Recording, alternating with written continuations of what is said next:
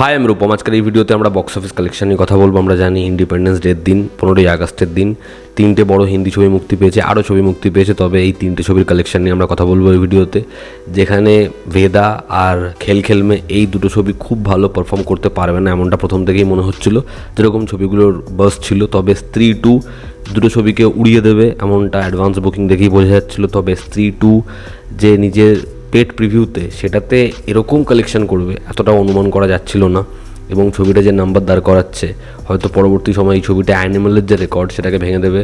হয়তো 400 কোটির ক্লাবে এই ছবিটা প্রবেশ করবে এমনটাই ভাবছে বহু ট্রেড এক্সপার্টরা। সেটা যদি হয়ে যায় তাহলে ভাবুন খালি পরবর্তী সময় এই ইউনিভার্স কোন জায়গাতে থাকবে, কোথায় পৌঁছে যাবে অ্যান্টিসিপেশন, পরবর্তী পার্ট সেটাই কী হবে।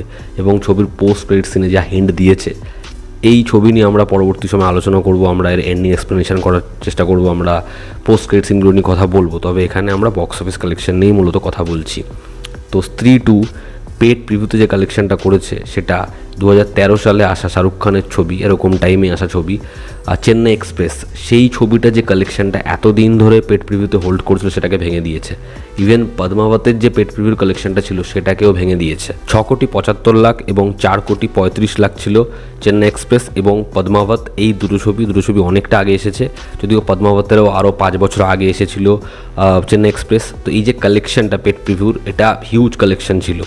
তো সেটাকে বিট করেছে, প্রায় 8.5 কোটি টাকার কালেকশন করেছে ছবির পেড প্রিভিউর তরফ থেকে। এবার যদি এই ছবিটা ডে ওয়ানে শুধু আমরা কালেকশন বলি তাহলে অ্যাপ্রক্সিমেটলি 46 থেকে 47 কোটি টাকা কামিয়েছে ছবিটা নিজের প্রথম দিনে। এবার সেটা জাস্ট ভাবুন কত বড় নাম্বার।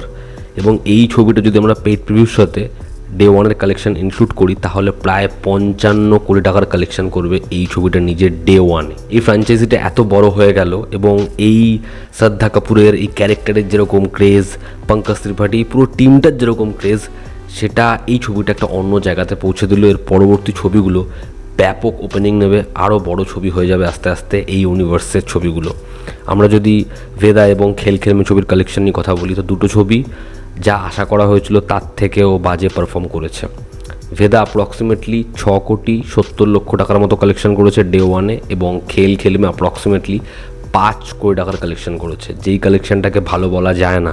তো হয়তো লাইফ টাইমে যে কালেকশনটা দুটো ছবি করবে সেটার মধ্যে একটা 19-20-এর পার্থক্য থাকবে, কাছাকাছি কালেকশন করবে। একটু আরবান যে অডিয়েন্স তারা খেল খেলমে বেশি দেখছে, একটু মাস পকেটে বেশি ভিড় হচ্ছে ভেদায়, এটাই যে পার্থক্য।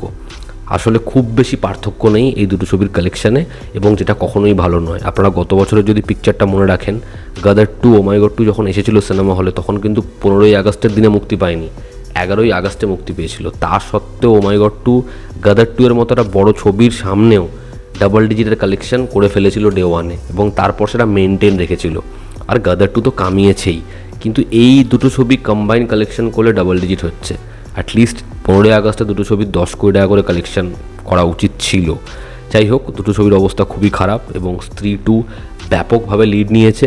এর পরের দিনগুলোতেও যেরকম এই ছবির অ্যাডভান্স বুকিং হবে সেটা দেখবার মতো হবে, কারণ ছবির ওয়ার্ড অফ মাউথ ফেনোমেনাল।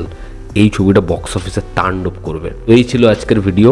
এতে আপনাদের কি অপিনিয়ন আপনারা জানাবেন, আপনাদের এই বক্স অফিস কালেকশন নিয়ে যা পারসেপশন, এবং যারা দেখেছেন তারাও কমেন্ট করবেন।